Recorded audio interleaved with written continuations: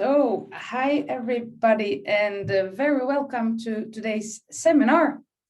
This seminar we arranged together with Svensk Näringsliv and Almega. And my name is Anna Broders. I work at Linköping Science Park, as you can see behind me there. Just to inform you, I will record this seminar so people can join it afterwards. And I'm very happy to have Svensk Näringsliv and Almega and the panel with us today, because I think it's a really important question that we will talk about. The lack of talents is an issue that many companies struggle with. And as a science park, we try to support the companies in different ways, both at Linköping Science Park, but also in a bigger constellation that's called Sweden ICT. And in Sweden ICT, we try to matchmake and connect international talents with companies. And that's like the first step. But then when you have got your match, then there are many questions that has to be solved. And there we will talk about more today, about how we can attract foreign talent. So I will hand it over to the studio and Jakob Heggo. So the floor is yours. Thank you, Anna, and thank you, Linköping Science Park. We are super excited to have this webinar for you. Let me start with that. A recent report says that the tech industry needs to employ over 70,000 new employees in the near future until 2024. It is coders, it is developers, it's engineers, etc. And at the same time, we're waking up to a new society post-corona, where the digital transformation has gone rapidly, and that we developed over more than 10 years. So there's a huge gap between supply and demand, and so you can easily say that we're in a momentum right now where Swedish entrepreneurs can even more be in the front line for smarter products, smarter solutions, as well as a more efficient healthcare, and be even more in the front line of the green transformation. And that is why we today, during this coming 45 minutes, going to talk about how to attract foreign talents from outside the EU, both from the political level down to hands-on how to do it. And how to do it without unnecessary red tape and a lot of bureaucracy, because as Anna said, it's quite difficult, especially for smaller, younger companies without a big HR department. But our key message here is that it's not impossible. It's only a bit difficult, and we're going to show you how to do it. And to do so, I have Lisa Magid, she's a lawyer specialized in migration working at Almega, and Carl-Johan Hamilton is running a tech recruitment firm called Ants, and Patrik Karlsson is a policy expert here at Svensk Näringsliv. My name is Jakob Heggo.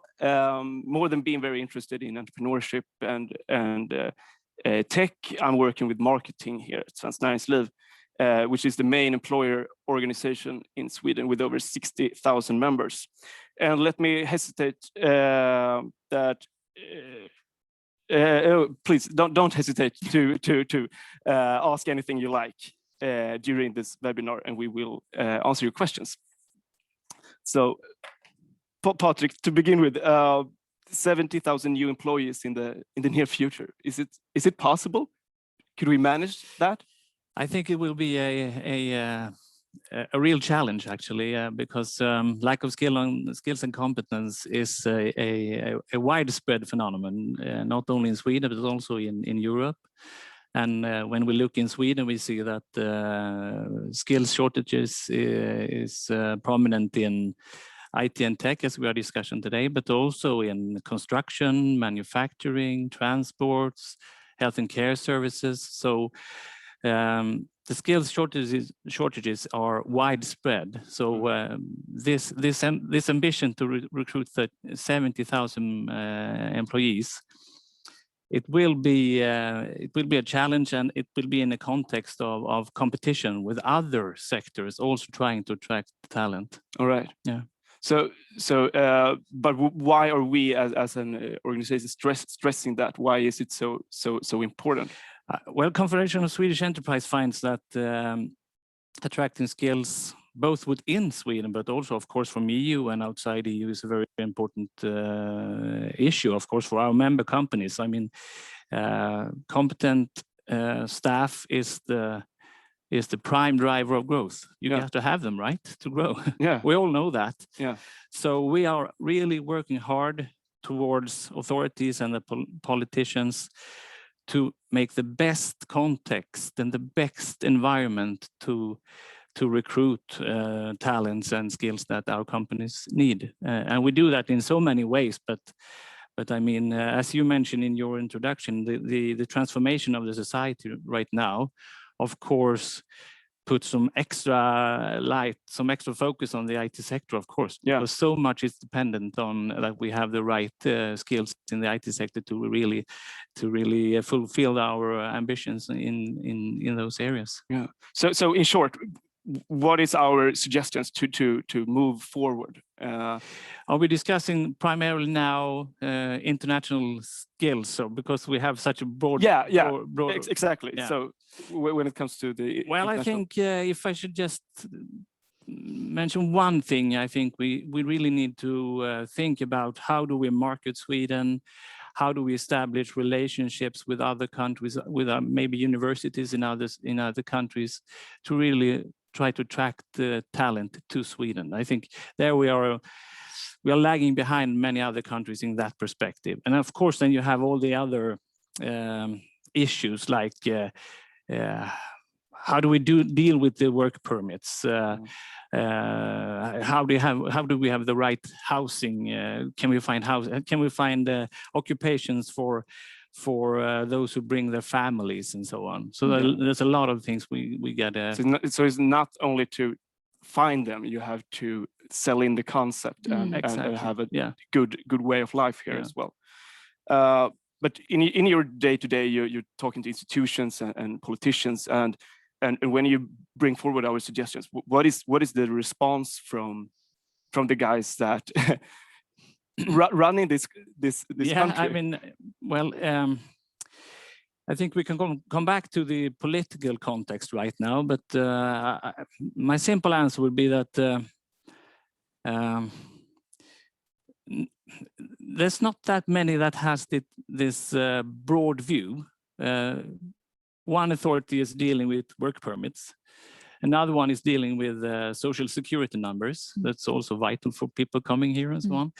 But not that many really sees what do we have to do on the broader picture. So most of the people we discuss this with are positive and try to do their best, but I think we have to step up a bit. We have to step up in order to keep up with other countries that we are competing with about the talents.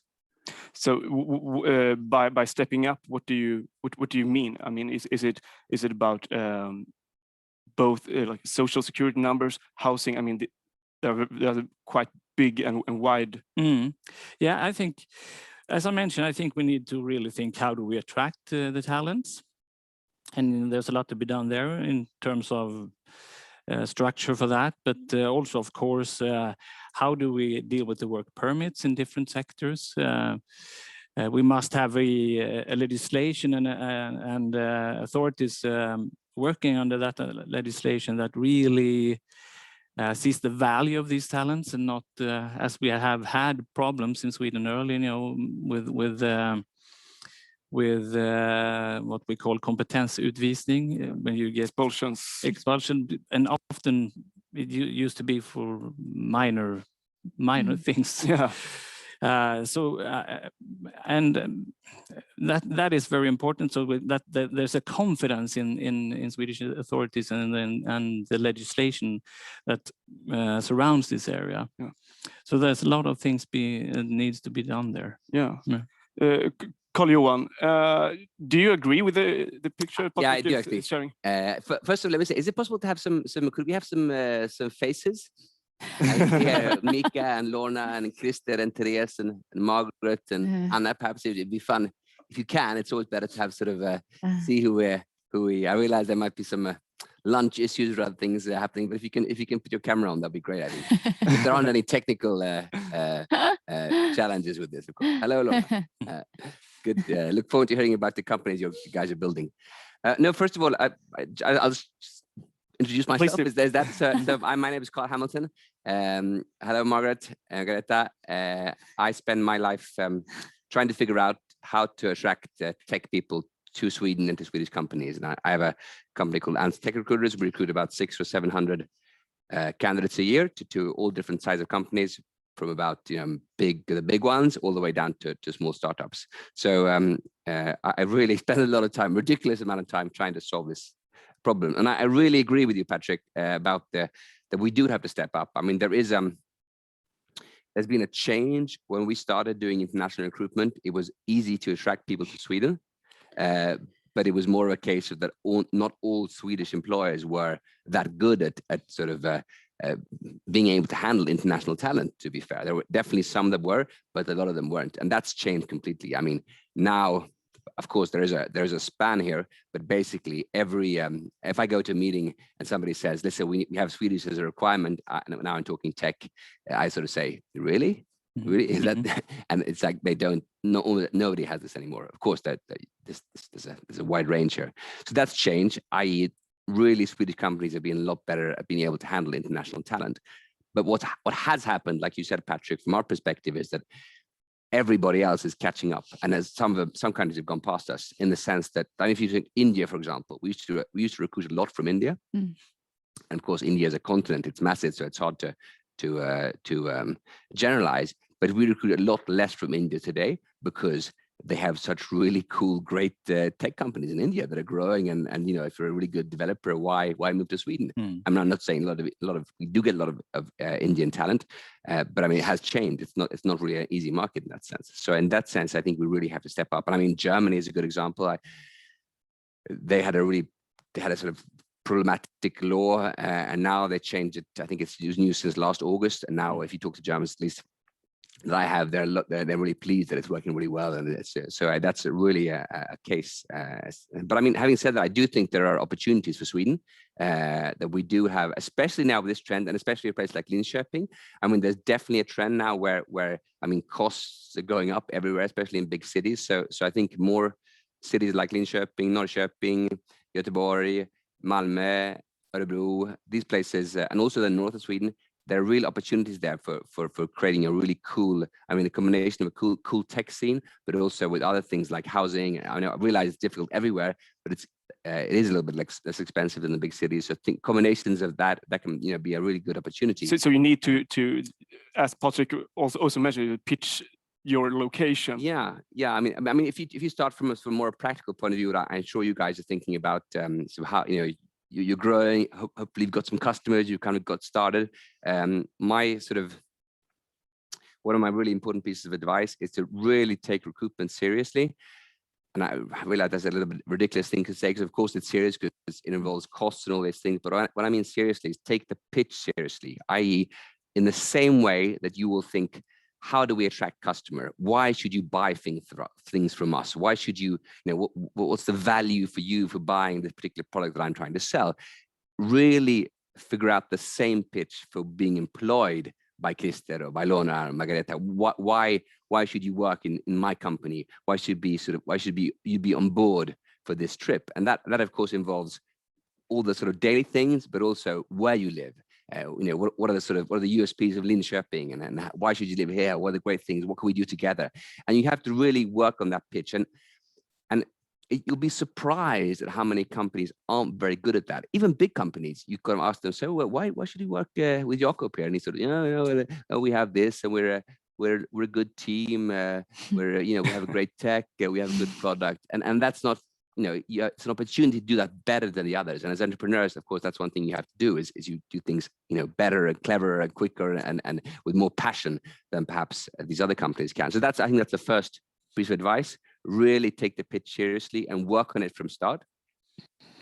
I would definitely also say go international from start, even though there are some challenges there with, of course, the revolution, even though we in tech have been there before as far as distance working goes, I think the revolution that is happening now is opening lots of new opportunities. So be good at sort of handling distance. I mean, this is of course, it seems almost ridiculous to say now, but having said that, it is a challenge to get it to work long term. So be good at handling that, be good at taking care of that, and that's I think a big which allows you to sort of be flexible in how you attract talent and where you attract talent. That's a start. I could talk for hours about it. Is that what you want to do? So what's the most common mistake? Well, I think the first one is actually not having a good pitch. Actually, that's really. Of course, you can also talk a lot about recruitment as far as the process. I sort of evaluating candidates, and for a small company or for a expanding company, of course, that's a big risk employing somebody because it involves responsibility. It also of course, involves costs. But I would say one of the typical mistakes in recruitment is believing that you can sort of lower that risk more than you can when I mean evaluation. There's a tendency to do lots and lots of evaluating steps. And I'm not saying that don't do evaluation. Take it seriously, have good interviews, do sort of a proper logical analytical tests, perhaps do a case. All these things are important, but don't do too much because the research shows that you're not going to know. But so that's a mistake, because that's sort of, you'll definitely lose candidates in having a too long evaluation process. But having said that, I think one really important mistake is what you shouldn't do is when they arrive, make sure you have a good onboarding, all these things, but also make sure that you know if they're the right candidate for you after 3 months. And what I mean by that is make sure that you've done things that you can evaluate and that this is going to work, and also be prepared to change your mind after 3 months. And that quite often involves pain, because it means, okay, you're not working out for us, or you have this, it's always very, very difficult. That's, I think, when I see successful tech departments scale, they're good at attracting, they take it seriously, they're quick in the process, in the evaluation process, they have sort of sell in all the steps, and they're also quite good at evaluating the candidates, their employees after a few months, so they don't keep on candidates or employees that don't work. And in Sweden, of course, with the laws we have, you have to make that decision typically within 3 to 6 months. So that's, I think that's some common mistakes. Cool. One thing, due to this extreme competition, we see that salaries are rising rapidly within the tech field. How can you, as a smaller firm, compete with the big ones, the big tech companies that can offer a lot more money? Yeah. So I think one thing that's interesting, and I first of all, it's quite easy, and I've definitely made that mistake myself as an entrepreneur. It's quite easy to sort of over-evaluate experience. And of course, now we're sort of thinking about views. A tendency in growing companies is somewhere along the way, there tends to be sort of, oh, we need to bring in somebody who really knows how to do this. They're experienced and they know how to do this. And that's, of course, sometimes true, but I've quite often seen the opposite. You think you're going to bring in, and definitely made that myself and our company. You bring in somebody with good experience from a big company or somewhere else. That's difficult, and then you almost have to pay the same as the big companies.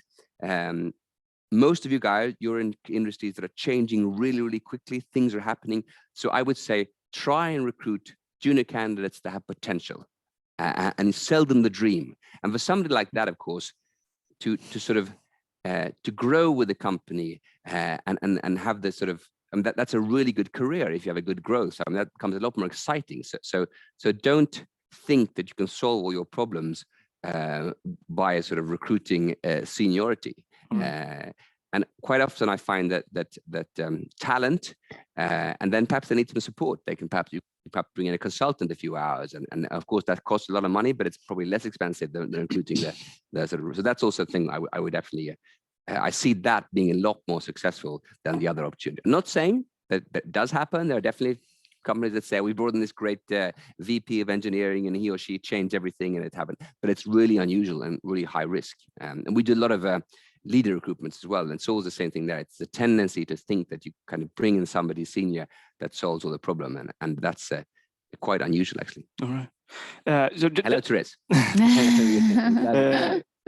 Just a last quick question.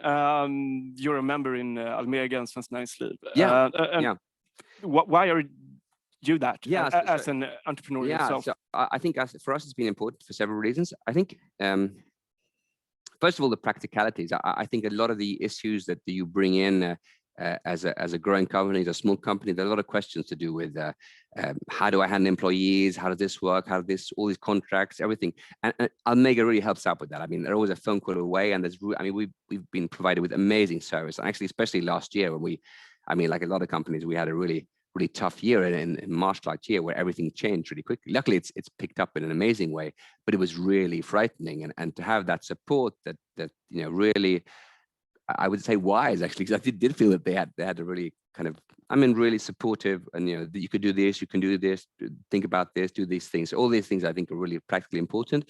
And in international recruitment, the service you guys provide as far as how do you actually do it, what are the practicalities, all these little things that are important to get right, but you don't know. So I think that's the sort of first reason to join an organization like this. And of course, if you also decide to go for a collective agreement, I think that's also a good way to have sort of a good package of sort of good an attractive kind of package for your that can be kind of costly to put together, and I think that is a good package with insurances, all these things. Of course, all these things cost money, of course, but I also like to lift one point that about what Patrick was talking about. For us, early on, we realized that some of the challenges we face in the tech sector are difficult for ourselves to solve by their sort of political challenges and what are the politicians saying, what's happening. And in a society now and in companies with the tech sector where we're quite often disruptive and we're kind of changing things and new things, quite often you need somebody to help you out with the political part of that. You can get a voice, and that's difficult to do. We can't do it alone. We need somebody else to do that. We need people like Patrick. We need to pay you guys to help us get our voices out and to affect politicians. And my experience has been that these organizations, they listen to us. They listen to young entrepreneurs who want something, and they're quite, your voice is important. And for me, it's also been an opportunity to sort of, it's a PR thing. You get out in situations like this, and you get to meet politicians, all these things, if you're interested in that factor. So I think that's, of course, that's typically not the sort of the first thing on your guys' agenda, because you want to have customers and all these things and all these problems you have to solve. But I think it is important quite early on that the tech sector gets involved in politics as well, and realize that we have to raise our voices. We have to make sure. Migration is really important. Really, I'm really good example where at the moment, and I'm sure you'll get to that, Patrick, that there are things happening in society and politics where, there are definitely challenges to this whole migration reform and these laws that are really important for us to grow. And if we don't raise our voices and say, listen, we have to continue to be international, we have to continue to have open borders, all these things that quite often make up, they're really important for us to thrive and be able to grow our businesses in Sweden. It won't happen. It's going to change. And that's why you need you guys. And you have to put a little bit of money in that as well. So all right. Thank you so much, Carl-Johan. Okay, over to you, Lesan. Finally. Yeah. No, I'm just joking. So what are you working with? You could say that I'm an expert in the migration field, especially regarding work permits. For the past 2.5 years, I've been working at Almega with applications, work permit applications, and also I give legal advice, because sometimes the legal sense of work permits can be somehow difficult sometimes. So when you're talking about that, what is the most common issue that companies are struggling with in this process? I would say that there are many issues, but there are varieties of different permits, different visas, and that could somehow be difficult for some employers to know, okay, am I allowed to hire this person? Do they have the right permit? I actually spoke to an employer today that they hired someone already, but this person had a permit for another employer. All right. And you're not allowed to hire someone just like that. You have to make a new application if the person wants to change employer. So you could say it's very difficult sometimes to do right. So what are the crucial steps here? So let me say if I want to employ a coder from India, let's say. So what is step number one in this process? What do I have to do to make it smooth? And well, step number one is the person here in Sweden? What kind of permit does this person have? Is the person allowed to apply from within Sweden? But if the person is, let's say, abroad, then there are some requirements for the employer. For example, you have to advertise the position for at least 10 days. And when 10 days has passed, then you can make an offer of employment. And then you have to, bring a statement from the trade organization. And there are some steps. But then once the person is here, there are also some other requirements that the employer needs to fulfill, and that is you have to give the offered salary that you mentioned in the offer of employment when you made the application, and also you have to sign the relevant insurances. Okay. Yes. So but what is the worst case scenario here if I bring somebody from outside the EU that moves here? What can go wrong?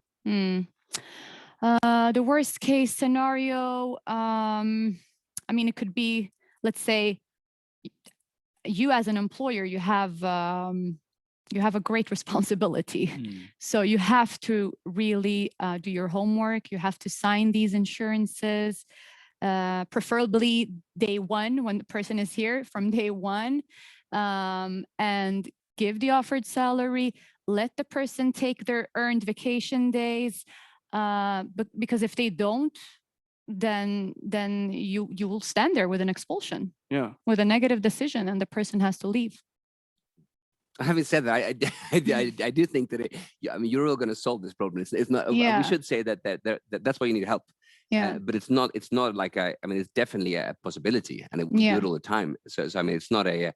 I think it's really important to say. I think that because the expulsions you talked about a few years ago, Patrick, that there's been if you Google this, and it's still a problem for Sweden that people think that people are getting expelled all the time, and there are still a few cases. Few cases. But it's really, it's unrare nowadays. It's a lot smoother process, and all the things that you described with a little bit of advice and a little bit of it's not a. So I would really, definitely important not to close that door and be open to international talent, of course. And of course, there are countries with really good tech talent, which also have big challenges. Yeah. India has this terrible situation at the moment with COVID, but there are other countries. Like Ethiopia, that's a really fantastic tech scene, and they have there's a big challenge at the moment politically, and Russia as well. A lot of really good tech people in Russia. So there are countries with challenges, and people are really interested in moving to Sweden, and so it's definitely an opportunity, and the great place like Linköping. That's suddenly there are. But talking about COVID, we're all working remote right now, and most of us or many of us in Sweden is working remote right now. Is this still an issue? Can you, so to speak, work from home outside the EU, employed by a Swedish company? Or do you have to fill out these steps? Well, once you've been approved the work permit and you're here in Sweden, you're working, and now we're facing this COVID situation, and many employers has actually contacted us and asked us, can the employee go back home and work from abroad for an amount of time? And what we have seen is that Migrationsverket, they don't really acknowledge that. Right. It's okay to be abroad for a period of time, like for vacation, like six weeks or 2 months a year. But if you start to be there for a longer period of time, then they will then Migrationsverket will question the work permit, the Swedish work permit. They will question it, and they will be like, "But you have a Swedish work permit. Why aren't you here in Sweden and working?" So it could affect an extension if you would like to work remotely from abroad or This is one of the things we have to solve, Patrick. Yeah. Because this is the one that. And I think Lesson is quite right. This is possible, but it may affect prolonging, or if you apply for a permanent visa. This may be, and in the future also a Swedish citizenship. Exactly. Yeah. Unfortunately, and as you said, we have to work on this. We have to step it up. So last question: if it's denied your application, what can you do? Do you just have to face it, or can you do anything? My advice is always to appeal. I think more companies should appeal because I mean, it could be for something minor, and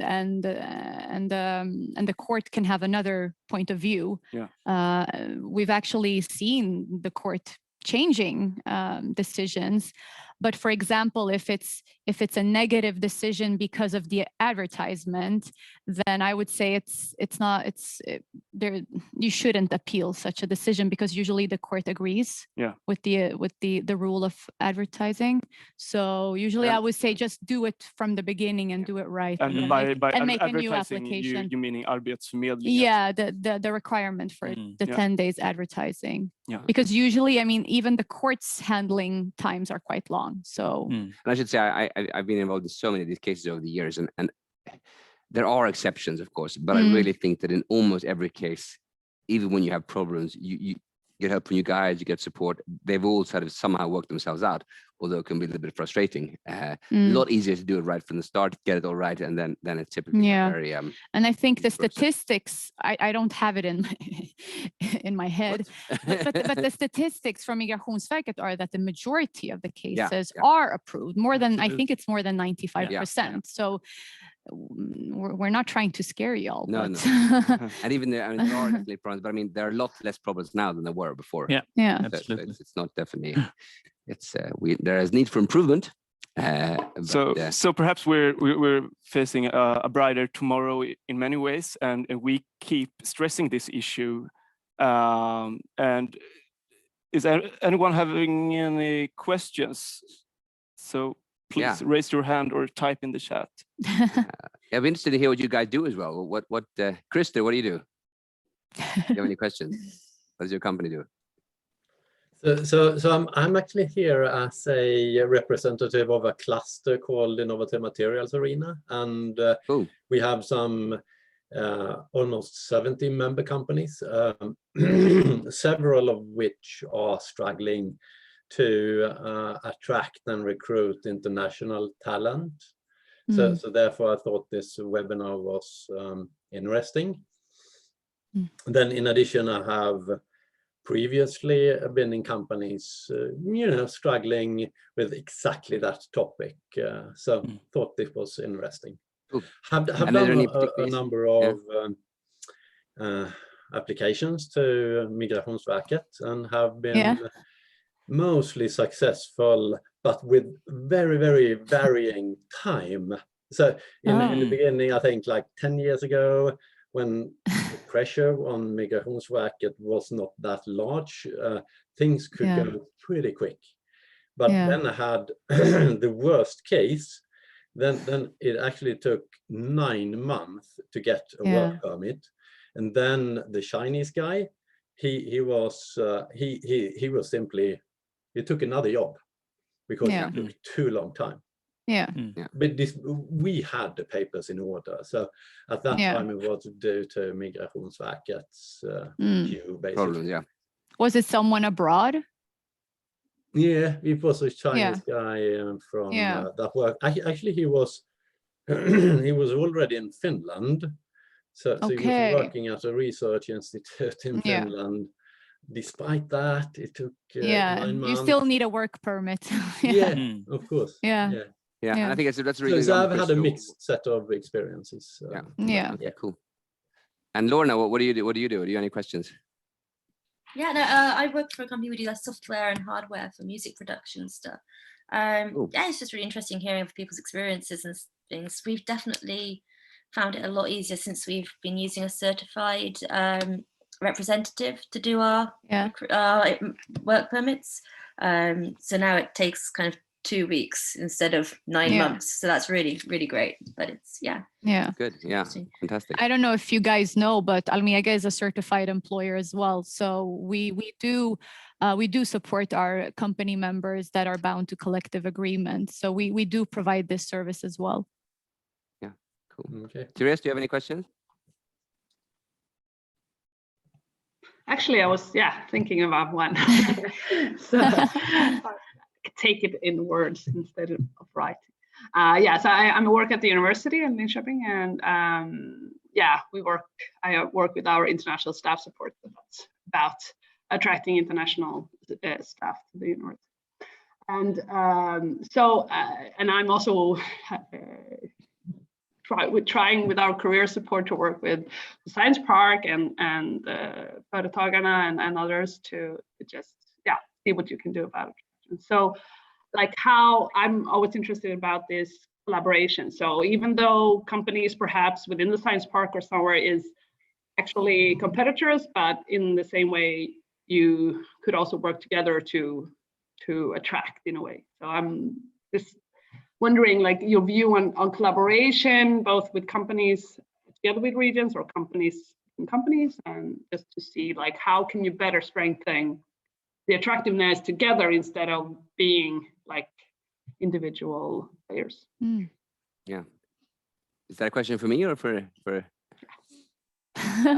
Probably. I have one answer. No, but I first of all, I think that the last year has been a little bit crazy, of course. So even for everybody, it's been a little bit tougher to sort of work on employer branding issues. Having said that is an opportunity, I think. So I think, I'd be happy to talk to students in Linköping and share our views. And we do a lot of seminars on how to sort of, I think it's really important for master students or tech students that sort of to begin thinking about their career in Sweden, kind of like 6 to 12 months before they leave, because for companies, things take time. 3 months is nothing because it's kind of build up in things. Whereas for students, if you haven't got that job, when you're sort of leaving, when you find the last exam, 3 months is a really long time. So there are definitely things you can do as a student to sort of get out there, get involved in the tech community. And I also think there's a big interest from companies to, if you can do it in a smart way, to sort of show what they do, talk about what they do. And of course, this is our business, but we noticed that there are a lot more people working in tech companies with this issue, i.e. there's going to be a lot more money spent on it. There's a lot more time spent on it. So there's a lot bigger interest in how do we get out to students? How do we sort of create our brand in the tech community? So I do think there's an opportunity there, and I do think also that there is a. It's not a new issue, but it's definitely there's a need for more collaboration between academia and the business world. And as a business owner, I sometimes get a little bit frustrated by the sort of lack of interest in the universities, in the sense that we're prepared to finance things and do all these things, but it's like, it's almost like sometimes the professors, they don't really want to talk to us. so if you have, we're happy to collaborate more. I would like to collaborate more. Just a short compliment. I think, an organization like Linköping Science Park is perfect for this, right? So put your money there. Of course, sometimes it's difficult to collaborate with competitors, but when it comes to these questions that are in all the actors has the same interest, then you really should do it, because that's it becomes much more easier. And when you have like an organization tied to your local university, so that's the perfect arena. Yeah, and especially in a place like, I think Linköping is a good example. And the whole region really. That I know you know a lot about this, but I get the feeling that the region is really growing now. And it seems to me that once you reach a certain momentum, a lot of things just get easier, because of course, if you go to a place where there are more than one opportunity, it's less risk. Okay, I didn't work out with this particular company, but I know that there's a guy next door or a person. So I think that there is sort of a general need, and I think a lot of companies do see the value in sort of promoting a region. And I should say a real big trend now is definitely that, I mean, we're looking at a lot of companies who are, I mean, there's been a lot of talk about it, but it's really happening now where they're thinking, okay, so the big cities are too expensive. You want to really create offices and hubs in a lot of different other places in Sweden. And of course, then Linköping is definitely really high on that list typically. So I think it's a real, there is an opportunity now and a trend to invest and all these things and get the politicians on board. And I think then you can kind of have a snowball effect. Can I just mention, I know time is ticking here, and I'm kind of raising a different question at the end here, and maybe that's not too clever, but I think one issue that we are now looking more into is how can we keep international students actually to stay in Sweden after when they graduate, when they finish their education. I think we have a lot of I think a colleague of mine is working on this, and she says that 60% has gone after 3 years. And that's really a shame, because I mean, there we can actually find some good talent. So we are starting more and more to look into that area. What can we as a business organizations do to promote them and really keep them here in our companies, instead of that they get their education and training here and then they leave. That's so we are ramping up that work at the Confederation of Swedish Enterprise. Can I ask a question about that? Because we had this, like I mentioned before, in Sweden ICT, this matchmaking event, and last April we had like the focus on international master students. So we had around 50 interviews between companies and master students, like the first introduction. But there was more a legal question, like what mistakes can be done when you want to recruit, or what mistakes should you avoid by recruiting international students that are already in Sweden, but ending their study and wanting to stay for work? Yeah, the legal. I'm starting to get hungry. I'm sorry. No, you have to have finished 30 credits in Sweden in order to get a work permit. So that's the legality of the. And there's also a time limit. You must do it within 12 months after, right? That is if you have, that is something else. Okay, sorry. But no, it's okay. No, but like, let's say you finished your studies or you found a job, then the and you still have this student permit, then you have to have finished 30 credits in order to get a work permit. But then some students, after they finished their studies, they can apply for a permit called applying a job after finishing your studies. And that permit is valid for a year. So meanwhile, you can be here for a year and try to find a job. And also you're allowed to work with this type of permit. Exactly. This is an improvement.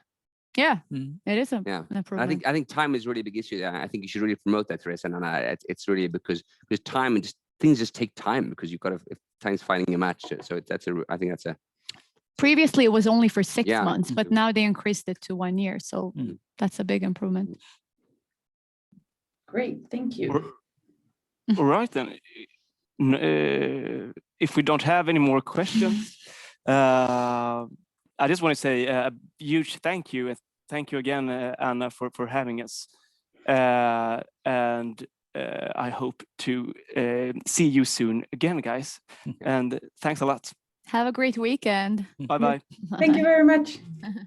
Thank you. Yeah, good to see you, Anna. How are things in Linköping? We're doing good in Linköping.